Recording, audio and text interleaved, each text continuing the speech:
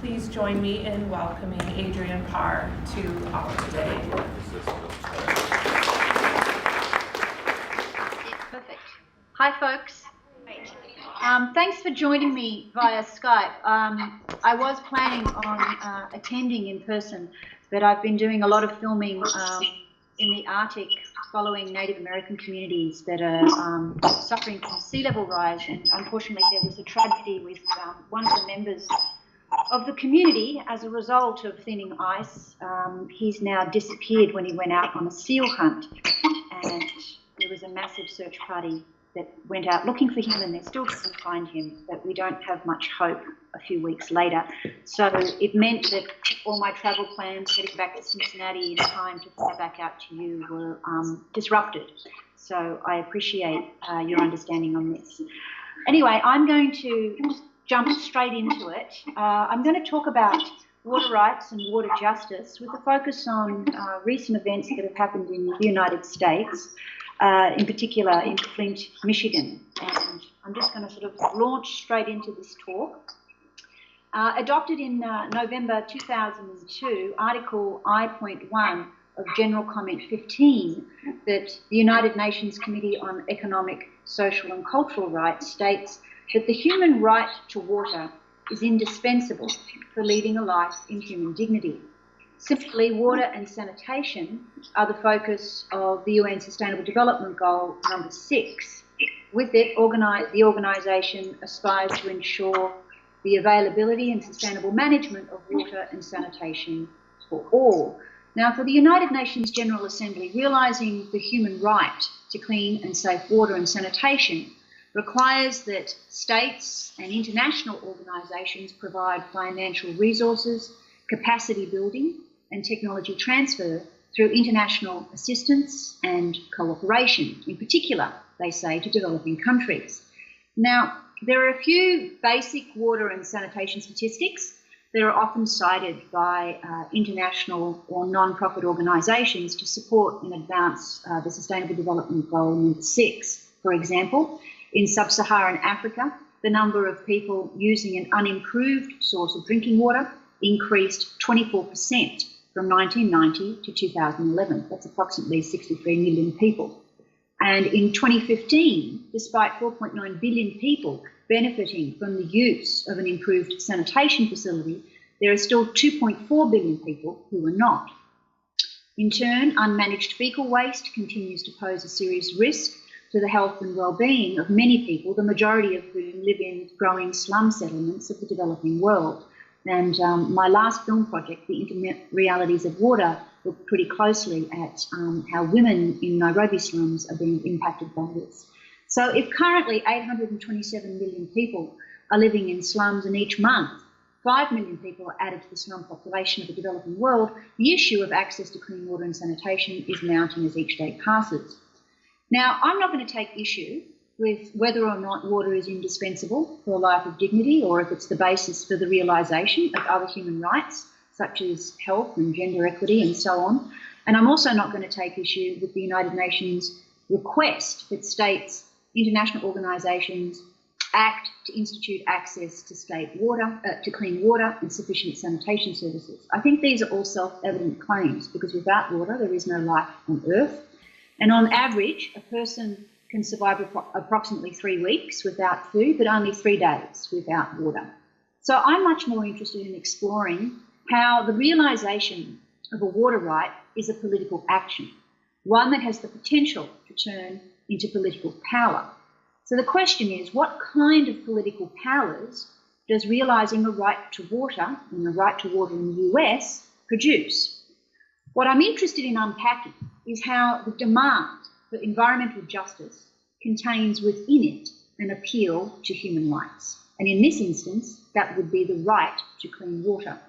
More precisely, how does the appeal create the conditions through which a political subject emerges?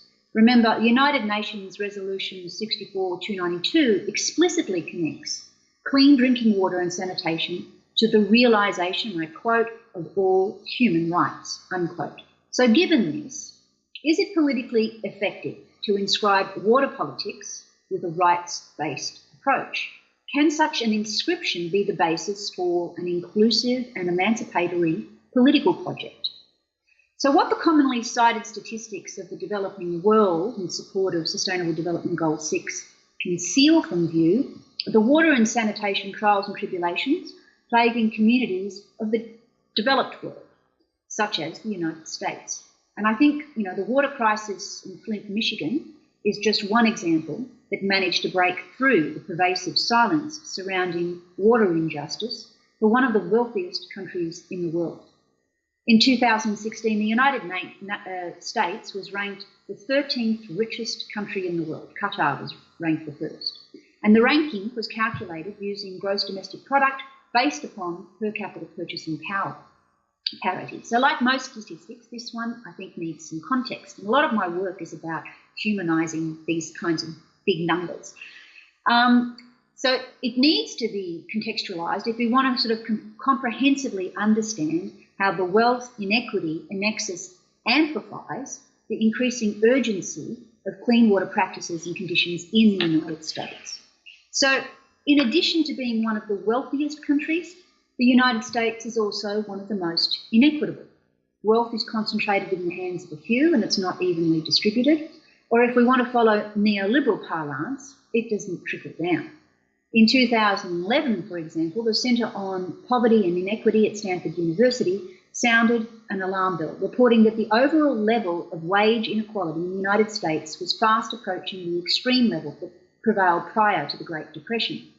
In 2015, the average annual income of the top 1% in the US sat at $1,153,293 a year, as compared to the average income of $45,567 for the remaining 99%. So put simply, in the US, the top 1% earns 25.3 times more than the remaining 99%.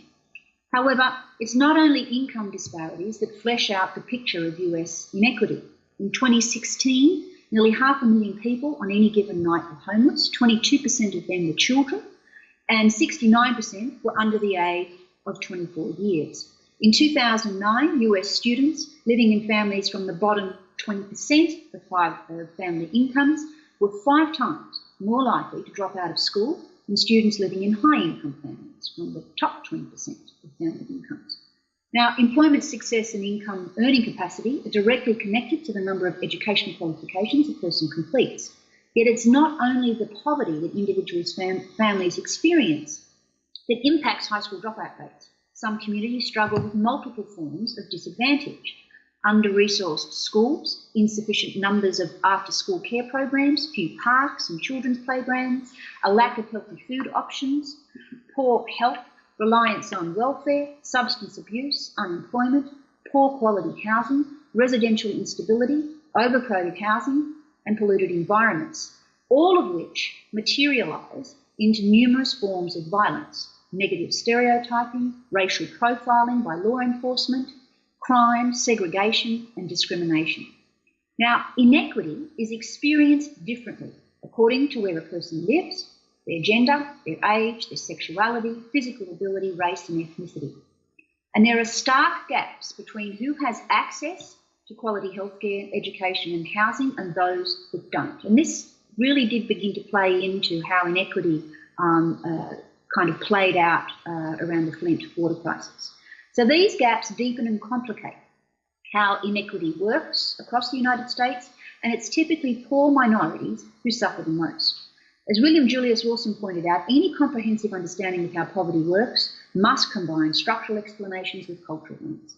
However, as the recent water crisis in Flint highlighted, not only is inequity shaped by the intersection of cultural and structural forces, it's also influenced by a third hardship variable: environmental adversity. A study by Mona Hanna-Attisha analyses elevated lead levels in children at Flint associated with the water crisis. And the authors highlight not only policy failure, they also form a correlation between socio-economically disadvantaged neighbourhoods and greatest elevated blood lead levels. So one might argue that the case of Flint is less an instance of environmental hardship than it is a structural issue. Namely, it's the result of government's failure or insufficient water infrastructure. Carla Campbell correctly identifies unsuccessful water governance as a key factor in the Flint water crisis. The authors point a clear finger of blame in the direction of the city of Flint, which failed to properly treat its municipal water system. But pushing it back against Hannah Atisha and the view that Flint's water crisis was an aberration, a single policy failure, Michael Greenberg has justifiably insisted on the importance of developing critical infrastructures that can reliably deliver clean potable water and advance public health. Critical infrastructure, he explains, is a term used to identify public and private assets that are required for society and the economy to function. And he notes that many poor US neighbourhoods, like the one in Flint, suffers from relatively high burdens of environmental deterioration that includes water and other infrastructure systems. So the Environmental Protection Agency estimates, though, that the cost to repair and replace ageing US water infrastructure over a 25-year period will be in the vicinity of $1 trillion. Greenberg argues that in order for governments to ensure the protection of human health and safety, more comprehensive risk assessments need to be conducted on all US water sources and infrastructures. Water infrastructure is without doubt, though, capital intensive. And that's a hard call in the current climate, where funding to the Environmental Protection Agency is under attack by a political administration that's hostile to government regulation. And for this reason, he suggests public health officials are well positioned to pressure elected officials and their administrative staff to provide safe water distribution to communities. And he defends his position, saying this is not only essential to ensuring public health, he says it's, I quote, environmentally just. Now, this is a politically strategic move on his behalf, and it's aimed at trying to move the dial on an urgent situation. But in effect, though, I think this argument flattens the political terrain. So let me explain. In assigning public health officials the role of representing the water needs of underprivileged groups within the field of institutionalised politics, the work of the public health official moves beyond communicating the public health concerns of a specific community to holding political power. So in this situation, a public health official holds a representative power that's intended to be responsive to ensuring public health needs are met. Operating within the system of a liberal democracy, the public health official is supposed to speak out against an environmental injustice that is manifesting itself in poor public health outcomes, such as the high lead levels in African American children living in underprivileged neighbourhoods of Flint. Now, the public health official then is tasked with working together with elected officials to realise health reforms using the mechanisms of policy and legislation. Now, Greenberg's position relies upon a liberal assumption that in a US democracy, people effectively participate in government through a peaceful system of political representation that distributes political power amongst various representatives elected to office by US citizens of voting age. The system of representative democracy relies on achieving general consensus, and political change occurs in increments. Political action takes place along a horizontal plane, which is then translated into political change through mechanisms of reform that occur along this vertical axis of institutionalised politics.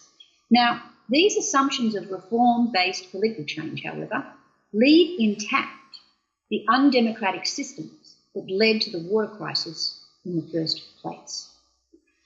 In 2011, the city of Flint was declared to be in a financial emergency. It prompted officials to seek out cheaper water supply alternatives. It eventually decided in 2013 to switch the city's water supply from Detroit Water and Sewerage Department, which is public water utility, to the Carignondi Water Authority, which is a privatised water system. And the projected cost savings to the city were estimated to be in the vicinity of $200 million over a 25-year period. There's actually been some really interesting research that's come out about the push for this switch to a privatised water system, right? And that it's actually connected to opening up new fracking lines in Michigan, which is a source of public revenue. So to do this, the city had to build a pipeline to connect the DWSD. Now, after the announcement was made, Detroit Water put the city on notice, stating that it would stop water supplies within a year. So that meant the city needed an interim source of water while it built the pipeline, right? So it begins drawing its water source from the Flint River, ignoring advice to use corrosion inhibitors to ensure the water doesn't corrode the water pipes. And in a press release, city officials ignored the warnings, dispelling them as, and I quote, a myth. And to quote then Mayor Dane Walling, he reassured residents that the Flint River water source was, and I quote, regular, good, pure drinking water, unquote. So when residents started complaining a month later about the odour and colour of the water, the Michigan Department of Environmental Quality engineer, Prisby, stated although there was a difference in water hardness and the water smells and tastes different, it is safe. But by August 2014, when Flint officials tested the water, it brought up traces of fecal coliform bacteria and E. coli, and the city blamed the results on, and I quote, an irregular E. coli test result, unquote. So the city then responded by using a boil water notice to the west side of Flint and increased the amount of chlorine in the water. But by January 2015, the city was found to be in violation of the Safe Drinking Water Act. The amount of total TTHMs reached dangerous levels. Then, further on, the Detroit Water and Sewerage Department offered to reconnect water to Flint and to waiver the $4 million reconnection fee. But no, they didn't take that up. They were worried about higher water costs, $12 million a year they calculated. So they rejected the offer. But then we have a Virginia Tech research team reporting that Flint's water supplies had up to a lead content of 13,200 parts per billion. So it's important to kind of recognise that the EPA says a safe maximum lead content level is 15 parts per billion, and water is considered hazardous waste if it reaches 5,000 parts per billion. So we're looking at water that was reaching 13,200 parts per billion. So pressure starts to mount. The city issues a public statement in September clarifying and reassuring the public once again that it was in full compliance with the Federal Safe Drinking Water Act. Governor Snyder's Chief of Staff, Dennis Muchmore, went so far as to question the integrity of those who raised the alarm bell on Flint's water supply, downplaying the seriousness of the situation. He actually maintained instances of child lead poisoning was being used, and I quote, as a political football, unquote. So then we have a situation where the residents of Flint start taking to the lawn of Flint City Hall in protest, demanding state officials be held accountable for water poisoning. Eventually, in response to this water crisis, President Obama, as you might remember, signed in January 2016 a Michigan Emergency Declaration and released $5 million in federal aid to alleviate the public health crisis. So there's all these sorts of things that happened along the way. There were many moments when the Flint water crisis, had sort of moments of kind of political action, and alerts were sent out. Different forms of citizen participation were overlooked and overridden altogether. Many different warnings about the water quality came from concerned residents, came from public officials and water resource searchers. It's important to recognise that Flint is a majority African American city where 40% of the city also lives in poverty. And this, prompted a report to come out by the Michigan Civil Rights Commission that determined that the structural and systemic racism combined with implicit bias led to decisions and actions and consequences in Flint that would never have occurred in white communities such as Ann Arbor and Birmingham. And with my more recent research with Native American communities, we're seeing the same thing. Like if you look at what was going on with the Lakota tribe over in North Dakota as they were protesting the pipeline, the Dakota Access Pipeline going under their water resource, that was actually after the pipeline was originally meant to go through white communities. But they didn't want to have that, so the pipeline got diverted over to where the reservation was. So I think what Flint exposed was the role bias and structural racism played in providing water services to Flint residents. In addition to this, putting a price tag on a public good such as water in a climate of financial emergency compounded the problem, as risky cost-cutting measures further distorted the institutional forms of racism that the Michigan Civil Rights Commission identifies. In this context, the intersection of poverty, racism, defunding of the public sector, environmental injustices and health intersected to form a punitive and dangerous combination, rendering reform-based political change dysfunctional. Even 1 year later, residents in Flint are still using filters and bottled water, and they've been instructed to run their water faucets longer in order to flush out bacteria. So what really turned the political dial on the Flint water crisis were protests by residents and an active culture built around citizen science, whereby everyday people began to participate in collecting important water samples that would be used to develop a case, and in this instance by the Virginia Tech research team of the Flint Water Study. Turning public health officials into the representatives of a political struggle that's largely occurring at the intersection of social, economic, cultural and environmental disadvantage, and the political affects this generates, shifts the unit of politics away from the unpredictable horizontal plane of collective action and protest to predictable vertical activities such as policy reform and the development of critical infrastructures. Put differently, revolutionary rupture is liberalised as incremental reform-based change. Admittedly, not all revolutionary struggles are equal, not all advance the same agenda, and in order to be politically effective, they must at some point translate into institutional reform and organised political action.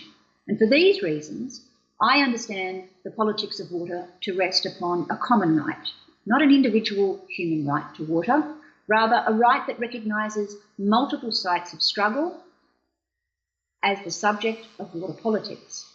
So whilst it might seem obvious to state all people have a basic right to clean water and sanitation, I think the deeper problem of how to enforce that right persists.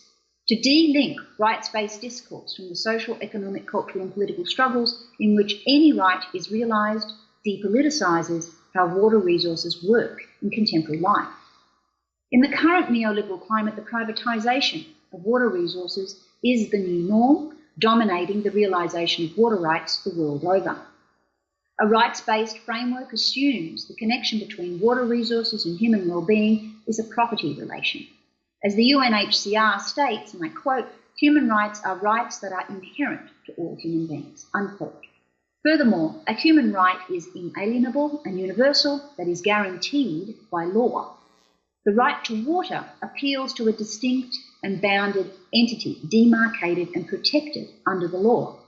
This reinforces the very nature of the problem we face vis-a-vis water, namely by understanding water as a system of flows that exceed the artificial boundaries human property relations impose on it. All in all, identifying water as a human right re-represents the sociality of water relations using a neoliberal worldview. Water is a property that one owns, and this ultimately justifies leaving inequity up to the free market to solve. Unsurprisingly, from 1990 to 2002, the number of people across the world who were served by private water companies increased from 51 million to 300 million. During the same time period as Gary Wolfe and Nina Malapanian report, 6 water companies increased their operations in 12 countries to more than 56 countries. And now we have Veolia coming in trying to manage the water supplies of Pittsburgh, and they in turn have faced increasing lead levels in their water. We've also got a private water company coming in, Nestle, coming into Michigan, requesting that it increases the amount of pumping for groundwater resources. So, these kinds of things are happening all over the country at the moment. As Food and Water Watch have calculated, a privately owned water utility service for the average US household costs 59% more than a public water service, approximately $158 more a year. And when water is privatised, rates increase approximately 3 times the rate of inflation. So furthermore, the assumption that water relations exist within the legalistic frame of property relations, I think also exposes a disturbingly anthropocentric bias that ignores the central importance of water to the flourishing of ecosystems and other than human species. A quick example here suffices to describe the interspecies conflict of water struggles. In response to the ongoing drought in California and the Flint, Michigan water crisis, in December 2016, then US President Obama signed into law the $11 billion Water Resources Development Act. In addition to addressing Flint's water crisis, California was assigned $558 million for water projects that range from water recycling to desalination plants and flood control initiatives. Before the Senate voted on the new legislation, a midnight rider allowing for maximum pumping of the San Francisco Bay Delta was attached to it. The Delta is the largest estuary on the Pacific coast of America, and it's where the south-flowing Sacramento and north-flowing San Joaquin rivers meet. Pumping of water from the Delta is already incurring a heavy toll for the Delta's ecosystems, leading to declining fish populations. In this case, realising the right to water blocks from view the rights of other than human species to survive and flourish. Water infrastructure, as Greenberg understands it, are built structures, such as water purification plants, stormwater systems, levees, dams, piping systems, and aqueducts. Whilst he speaks of developing crucially important water infrastructures that provide up-to-date and well-managed physical structures that efficiently pump, treat, store, and deliver water to all communities across the United States, I suggest an overhaul of this formula, that a right to water is realised if physical water infrastructures are developed. In its place, I would maintain we create infrastructures for new inclusive social relations through which a common right to water can be actualised.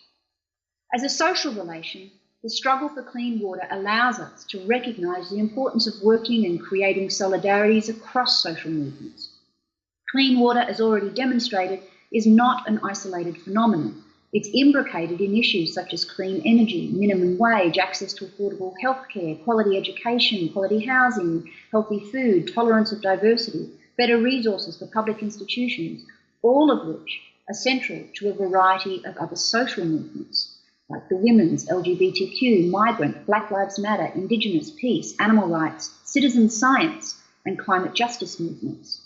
Although these struggles operate at different scales, from the local to the national or even global, from different points of identification, within identity politics, for example, or as instances of class warfare, it may be near impossible to unite them into one political class. Nonetheless, I think their activist energies can be politically powerful if solidarities form across these fronts. So these criticisms aside, to completely toss out rights-based theory when trying to respond to the collective problem of access to clean water, I think would be to throw the baby out with the bathwater. What needs to happen is that the notion of rights has to be collectivised to reflect a right that's meaningless if isolated into an anthropocentric view, that restricts to a human right and or a right that's premised upon individual ownership. All in all, the right to water is not a self-identical right. It's filled with contradictions because as a political project, it's never complete. For instance, the water struggle of Flint residents is ongoing. So I understand the right to water to be a common right. It's articulated in relationship to history, local conditions, material resources, political failures and successes. A common right, as I understand it, is a transdisciplinary, transspatial, transtemporal, transspecies right that all fairly occupy, including future generations and other than human species. As a common right, water coheres with political antagonism and the struggles of the oppressed as they challenge and attempt to transform the violence inherent to a capitalist mode of production and reproduction. The important collaborative role citizen science played in mobilising political change in Flint shows that realising a common right to water can institute new forms of collective power, and by developing social infrastructures needed for inclusive and emancipatory political projects. Thank you very much.